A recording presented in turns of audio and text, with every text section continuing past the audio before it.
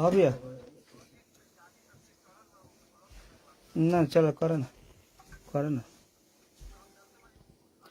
कुछ कुछ कुछ हाँ हाँ करो करो ठीक।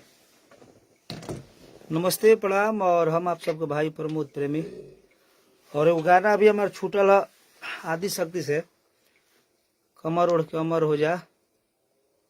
हालांकि गाना हम पहले 10 दिन पहले गौले बानी, तो गाना आप सब सुनिए, एक बार प्यार आशीर्वाद दे। बहुत ही प्यारा सॉन्ग रिलीज भाई बढ़ गए आज रात के गाना खुले और आप सब सुनी, प्यार आशीर्वाद दी।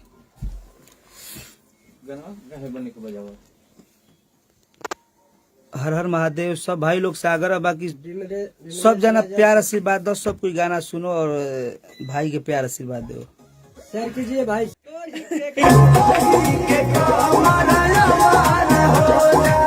भाई लोग गाना का आप सब ज्यादा से ज्यादा शेयर करिए। आप आज गाना एगो और छूटा था, वो गाना के प्यार दे। चंदन जी बहुत सारा प्यार आशीर्वाद दे। हर हर महादेव।